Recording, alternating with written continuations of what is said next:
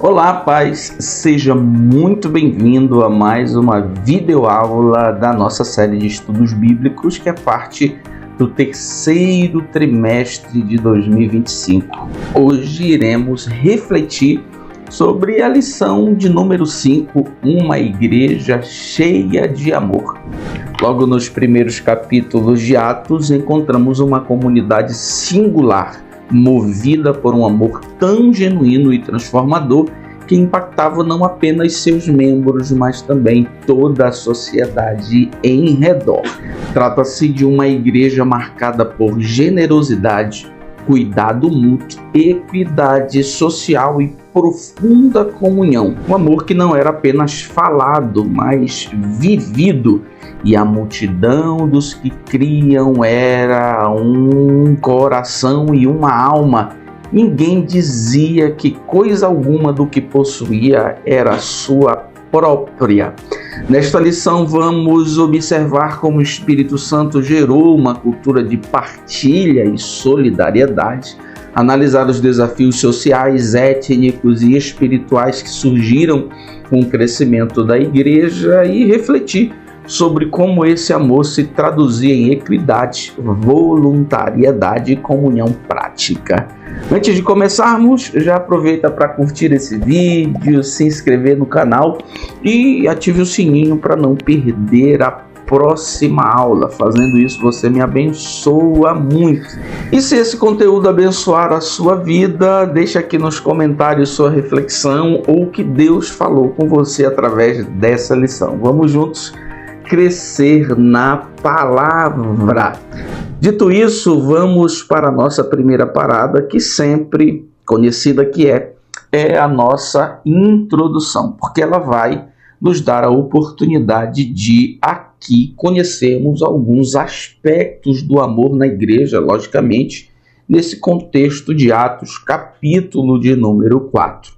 E o primeiro aspecto do amor é o amor como marca distinta da Igreja de Cristo. Nesse sentido, poderemos chamar o amor de distintivo, aquilo que marca, aquilo que caracteriza a igreja. A igreja primitiva foi marcada por um amor visível, prático e espiritual. O próprio Cristo afirmou: nisto todos conhecerão que sois meus discípulos, se vos amardes uns aos outros. O amor cristão é muito mais do que uma emoção momentânea, é fruto do Espírito, é evidência da nova vida em Cristo. O segundo aspecto do amor visto ainda na nossa introdução é que o amor é capaz de ver e suprir necessidades. Nesse sentido, poderemos falar de a sensibilidade do amor.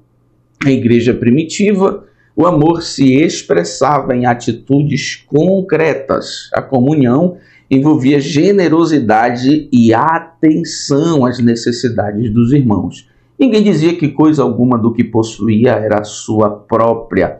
O amor não ficava no discurso, mas ia ao encontro do sofrimento alheio.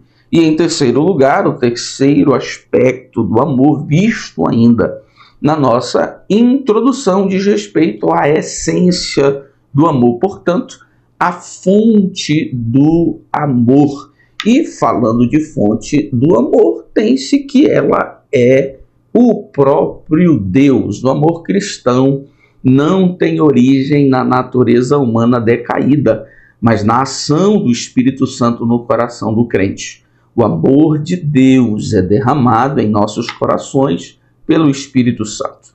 Esse amor se transforma em força geradora ou impulsionadora de relacionamentos saudáveis, perdão e unidade. Portanto, aqui nós consideramos, em primeiro lugar, o distintivo do amor, a sensibilidade do amor e a fonte do amor. O amor como marca da Igreja de Cristo, o amor como o sentimento que sensibiliza os crentes a observarem as necessidades mútuas e o amor como resultado do derramamento do Espírito de Deus, do próprio amor do Senhor em nossos corações.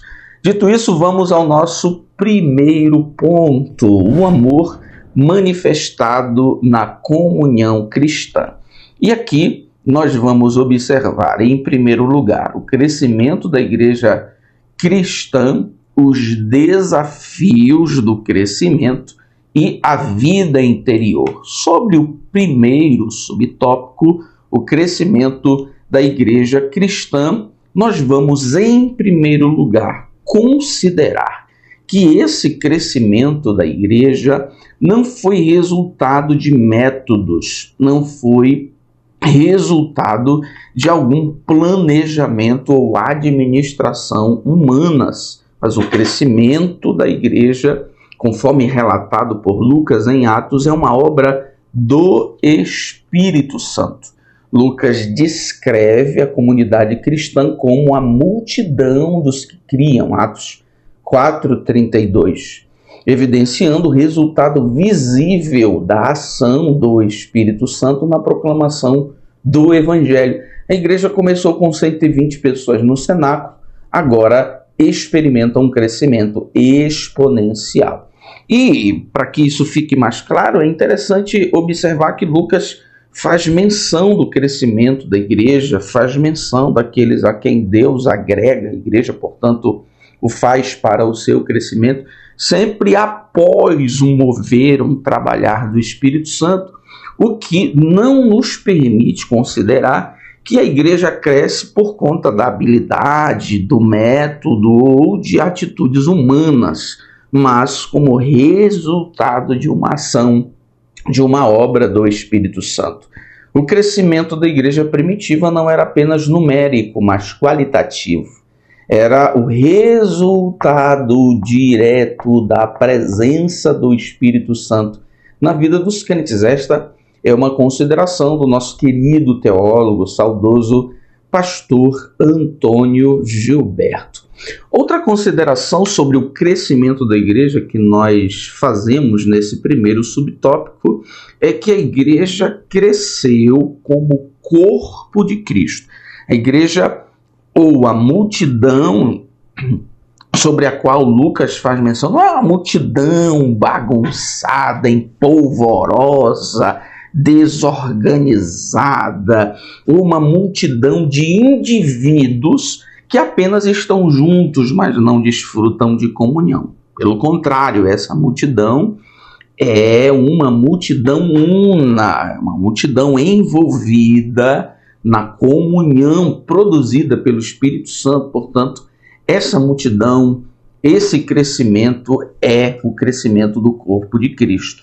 Além do aspecto sobrenatural, o crescimento também é comunitário.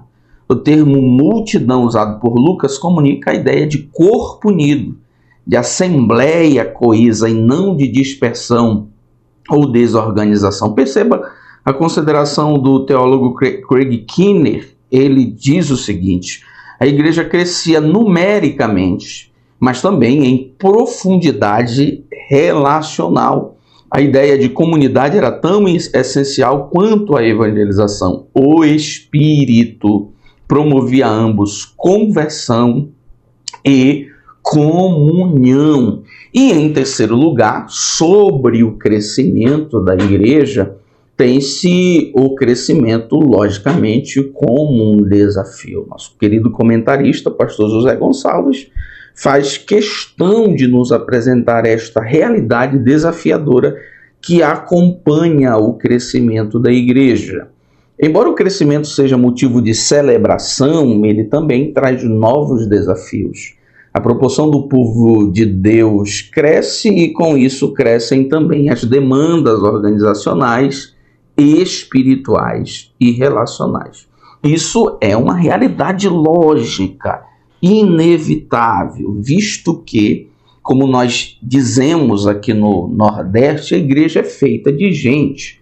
À medida que a igreja cresce, logicamente, do ponto de vista organizacional, espiritual e relacional, surgem novos desafios. O comentarista, o teólogo Meyer Pearman considera o seguinte: o crescimento da igreja não elimina problemas. Existem alguns crentes idealistas ou inocentes que imaginam que o crescimento da igreja significa ausência de problemas. O crescimento espiritual, o crescimento promovido pelo Espírito é de igual modo ausência de problemas. E não é. O crescimento da igreja não elimina problemas, mas os amplia.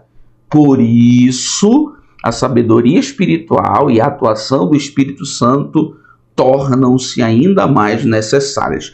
Mas cabe nós considerarmos que o mesmo Espírito capaz de promover o crescimento da igreja é aquele que orienta, que dá sabedoria, que dá método, que dá solução para que os problemas também sejam solucionados, as demandas sejam supridas. O Espírito que dá o crescimento não desampara diante das necessidades que acompanham esse crescimento. Portanto, sobre o crescimento da igreja, tem-se que ele é, em primeiro lugar, um crescimento que é resultado da obra do Espírito Santo. Sobre o crescimento da igreja, em segundo lugar, tem-se que o crescimento não é desorganizado, mas é um crescimento que reflete o crescer do corpo de Cristo. É um crescimento relacional, comunitário, é um crescimento da igreja. E em terceiro lugar, tem-se que o crescimento é sempre desafiador. Segundo subponto, os desafios do crescimento. Com o crescimento da igreja, surgem questões práticas e espirituais que testam sua estrutura e sua fidelidade ao propósito divino. O mesmo Espírito que dá crescimento também dá sabedoria para organizar. O Espírito, como eu já considerei, não desampara. O Espírito que reveste, o Espírito que impulsiona para a proclamação, o Espírito que usa para a realização de obras, o Espírito que dá crescimento, é o Espírito que providencia a capacidade para a resolução dos problemas que surgem, aumentam, conforme o aumento da igreja. Nesse sentido, senhoras e senhores, qual seria, em vista do crescimento dos problemas, especialmente relacionais, os problemas de relacionamento, visto que a igreja vai agregando pessoas diferentes, qual seria a principal provisão? O que seria que o Espírito dá a fim de que essa igreja continue continue em comunhão? A principal provisão de Deus para a manutenção da comunhão da igreja é o amor. Então nós já começamos a ver o amor a partir daqui, não como resultado de um esforço humano, e muito menos a comunhão decorrente disso, como resultado de afinidades. A igreja é unida, a igreja resolve os seus problemas, a igreja enfrenta os desafios do crescimento a partir de um entendimento de amizade. Eu pareço com você, gostei de você, você parece comigo, vamos nos tornar amigos. E não. O problema que aumenta com o crescimento da igreja, principalmente os problemas de relações, são supridos pelo amor. E este amor é uma provisão do Espírito Santo. Em outras palavras, o crescimento gerava uma complexidade que não podia ser administrada apenas por uma estrutura organizacional. Era necessária uma dimensão espiritual mais profunda. Gordon Fee considera o seguinte: a comunhão do Espírito inclui a capacidade sobrenatural de amar, pois o amor é a manifestação suprema do Espírito na vida comunitária. Lucas nos dá a oportunidade de considerar que o mesmo Espírito que opera uma obra maravilhosamente surpreendente, como fez em Jerusalém, batizando os irmãos que oravam, como fez na Porta Formosa, como continuou a fazer, o que proveu o crescimento da igreja, é o mesmo Espírito que de maneira silenciosa, até invisível, sem que as pessoas percebam, ele as une, ele cria um elo permanente que essas pessoas por si mesmas não seriam capazes de construir. Eu sempre digo que se não fosse a ação do Espírito, a igreja não duraria uma semana. É só pelo Espírito que há manutenção da unidade, é só pelo Espírito que a igreja enfrenta os seus desafios e os vence, principalmente os desafios de ordem relacional.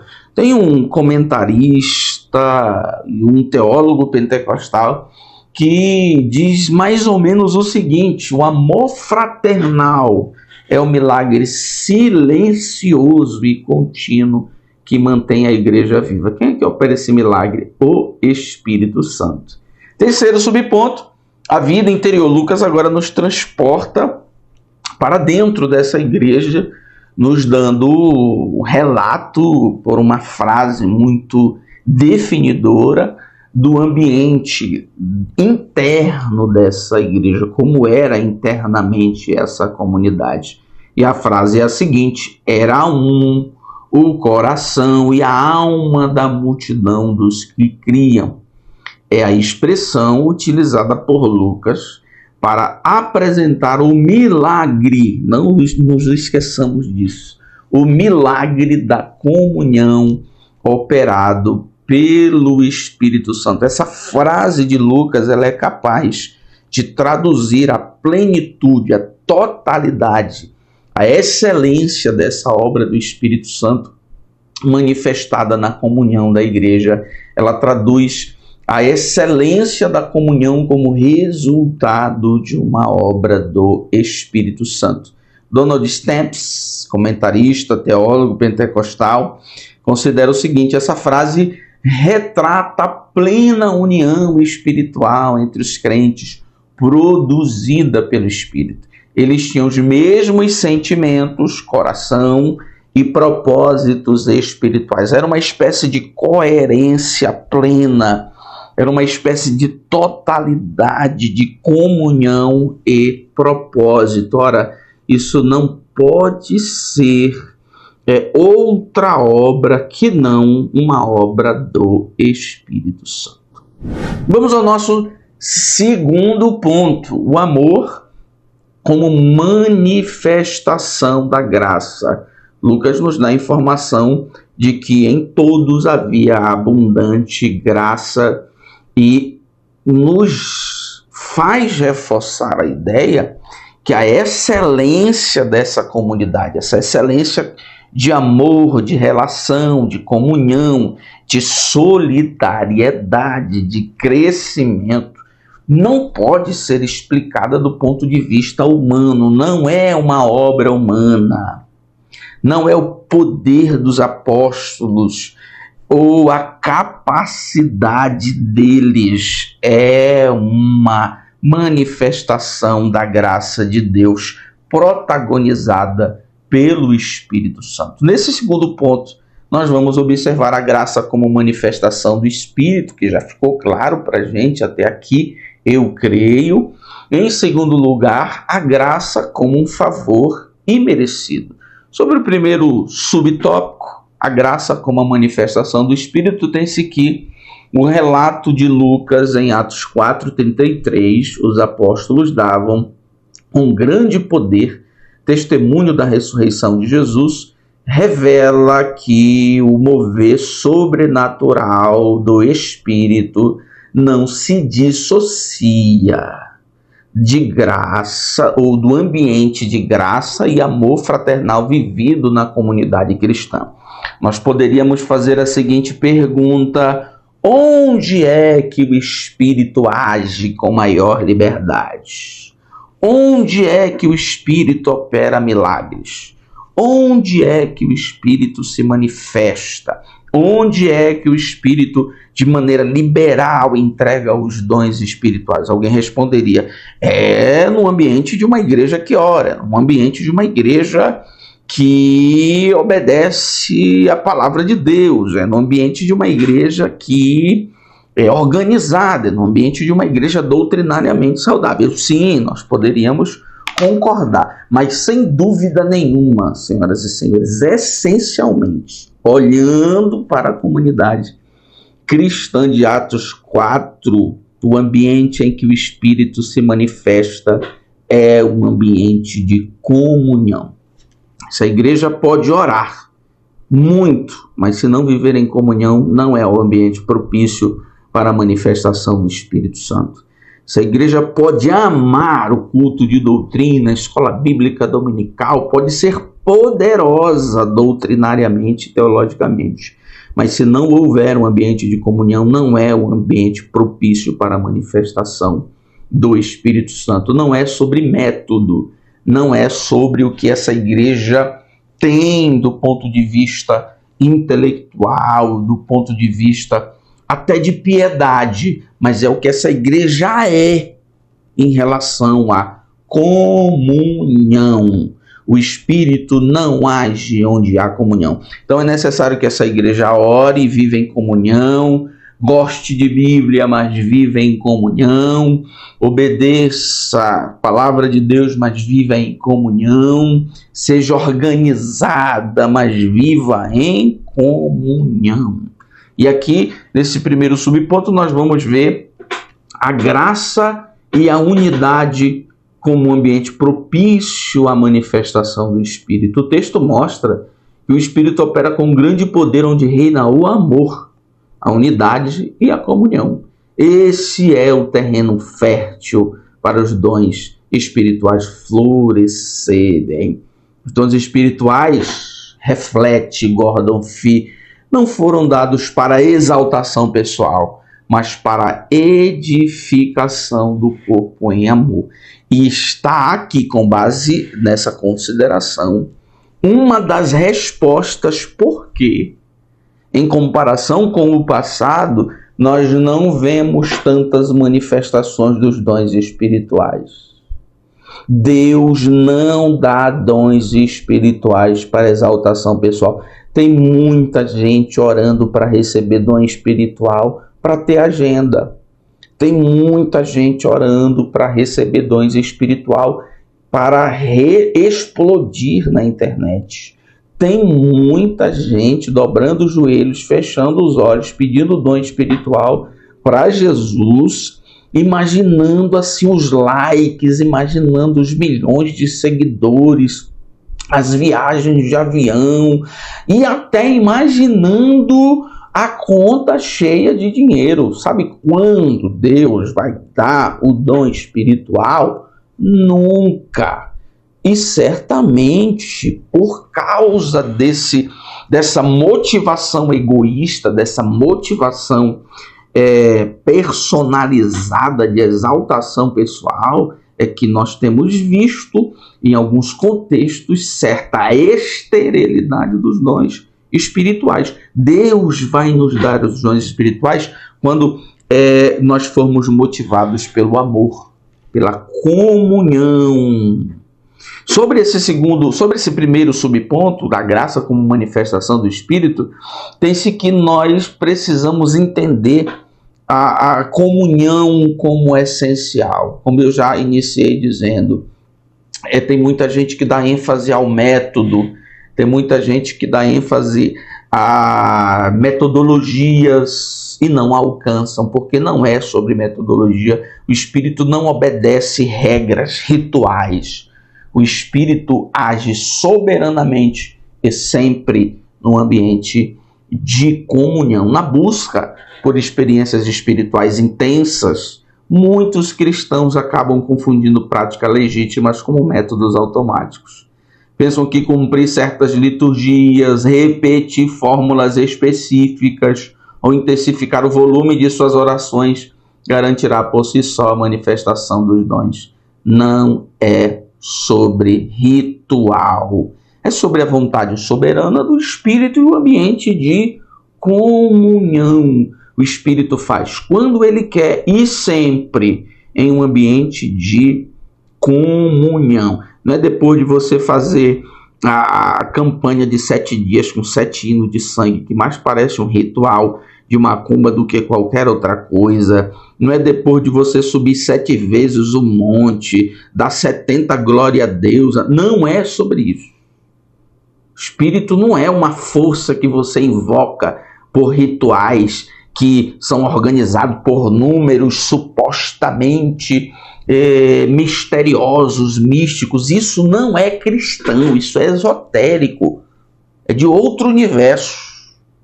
Nós precisamos viver em comunhão e nos submeter à soberania do Espírito Santo. Segundo subponto, a graça como um favor imerecido. E aqui nós vamos observar o alcance da graça.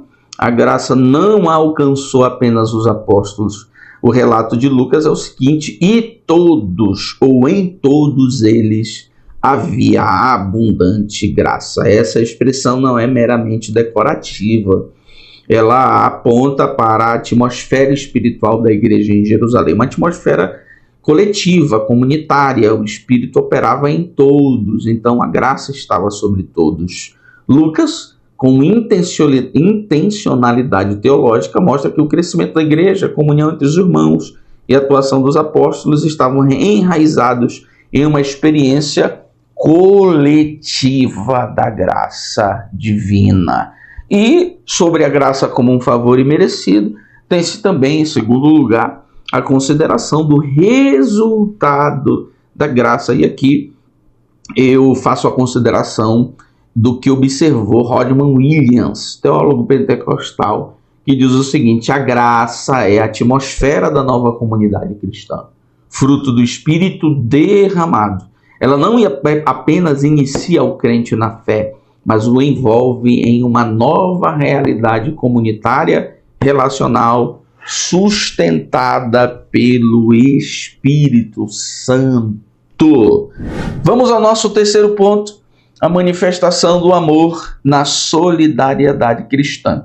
E aqui nós vamos obter informações, refletir sobre, em primeiro lugar, a busca pela equidade, em segundo lugar, propriedade, compartilhamento, e em terceiro lugar, um exemplo da voluntariedade. Sobre o primeiro subponto, primeiro subtópico, a busca pela equidade, nós consideramos o seguinte: a equidade, como destaca o dicionário Aurélio, é a disposição de reconhecer igualmente o direito de cada um. Perceba a individualidade da perspectiva de equidade. Significa que, em vez de tratar todos exatamente da mesma forma, que é a igualdade, a equidade busca compensar os desequilíbrios com justiça e sensibilidade. A igualdade despreza as especificidades, as demandas específicas, as características particulares, as necessidades próprias. E a equidade procura estabelecer uma espécie de justiça, a fim de que cada pessoa seja cuidada, ajudada, considerada do ponto de vista de suas necessidades específicas. Do ponto de vista bíblico, que nos interessa, em primeiro lugar, a equidade ela deve ser vista como uma disposição pessoal e não como uma ideologia, como uma imposição política, ideológica. A comunidade cristã não foi marcada por um comunismo, mas por uma ação espontânea de amor motivada pelo Espírito Santo. Nem tinha como ser movida por um comunismo. Não se trata de política, não se trata de ideologia, ainda que os adoradores de Karl Marx tentam atrelar o cristianismo ao comunismo e encontrem aqui em Atos 4:34 a expressão cristã do comunismo. Não se trata de comunismo, mas de disposição pessoal. Não tinha um filósofo, um pensador, um político obrigando a igreja a fazer. Mas, no contexto de obra do Espírito Santo, essa atitude de compartilhamento, de solidariedade, de voluntariedade, é uma ação espontânea motivada pelo Espírito Santo. John Stott diz o seguinte: trata-se de uma voluntária partilha de bens, e não de uma imposição legal. Os bens eram vendidos de tempos em tempos, não todos de uma vez. Segundo lugar, sobre equidade, tem-se que ela era resultado da sensibilidade. Da mesma forma, Antônio Gilberto ensina que o Espírito Santo leva a igreja a enxergar as necessidades do próximo. Quando ele governa uma comunidade, o egoísmo cede lugar ao serviço amoroso. Quem é o governo? Quem é que reina? Quem é que estabelece? É o Espírito Santo. Não é alguém, não é uma ideologia, não é uma força política, é uma força, é uma obra, é uma sensibilidade criada, produzida pelo Espírito Santo. Mas, contanto que nós não tenhamos a ideia de que nós temos aqui uma disposição legal, ou seja, todas as igrejas a partir daqui vão ter que os seus membros venderem os seus bens e darem para os necessitados. Muito embora nós não estejamos diante de uma doutrina que diga a igreja, para ser verdadeira, tem que vender os seus bens para dar aos necessitados. Nós observamos outras igrejas no Novo Testamento que passaram por dificuldades financeiras e não fizeram as mesmas coisas que a igreja em Jerusalém. Nós vemos essa ocasião da igreja de Jerusalém como uma resposta do contexto, do momento, e não como uma doutrina. Apesar disso, nós precisamos considerar princípios que permanecem. Primeiro é que a igreja é chamada a viver em comunhão, em empatia, generosidade prática. Segundo, é que o amor ao próximo deve nos mover a suprir necessidades reais. E o terceiro princípio que permanece é o desapego dos bens como sinal de maturidade cristã e fidelidade ao reino. Segundo subponto, propriedade e compartilhamento. Aqui nós vamos observar que a propriedade à luz daquela comunidade cristã, ela era vista sob a perspectiva do direito e do serviço. A igreja de Jerusalém não praticava o comunismo, no qual a propriedade é abolida, ninguém quer saber se você é dono legal, há uma imposição ditatorial que desrespeita a propriedade divina, o direito sobre a sua propriedade. Não era sobre isso que se tratava essa realidade comunitária de Atos 4, mas o compartilhamento voluntário dirigido pelo Espírito Santo. Os bens não eram confiscados, mas eram consagrados. Se vendia e se colocava aos pés dos apóstolos como um ato de oferta, de consagração. É interessante a consideração de Donald Stamps quando ele faz a seguinte reflexão: os crentes primitivos não foram obrigados a vender os bens. A partilha foi voluntária e motivada pelo amor e pela unidade que o Espírito Santo havia produzido entre eles. Portanto, há um respeito ao direito. Ninguém desrespeita a propriedade privada. Mas ao lado disso, por uma obra de sensibilização do Espírito Santo, os irmãos que tinham foram conduzidos para o serviço da generosidade. Então, do ponto de vista da propriedade, nós temos a ideia de preservação do direito e sensibilização do Espírito Santo para a obra, para o serviço, para a oferta. E em terceiro e último lugar, um exemplo da voluntariedade. Lucas registra que os que possuíam herdades ou casas, vendendo-as, traziam o preço do que fora vendido. Trata-se de uma generosidade espontânea, não imposta, o que ao longo do Novo Testamento, especificado pelo apóstolo Paulo, vai ser um dos princípios da contribuição. Não é uma imposição, é uma disposição espontânea de generosidade. E isso fica claro no texto áureo da contribuição, por assim dizer. Cada um contribua segundo propôs no seu coração.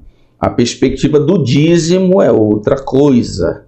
A perspectiva da contribuição é conforme o que se propõe no coração, dando a ideia de que é uma ação espontânea de generosidade, o que é o princípio desse ato de compartilhamento dos irmãos nessa comunidade nova, crescente, com desafios entre eles, desafios relacionais e financeiros, explicados especificamente pela permanência desses novos conversos vindo de todas as partes do mundo em Jerusalém. A igreja não estava preparada para isso, não havia uma comunidade organizada, não havia uma estrutura comunitária, logo as necessidades, dentre elas a financeira, gritou, e nós observamos, dentre as ações do Espírito Santo para a manutenção da comunidade, esta de produzir no coração dos irmãos a generosidade. Senhoras e senhores,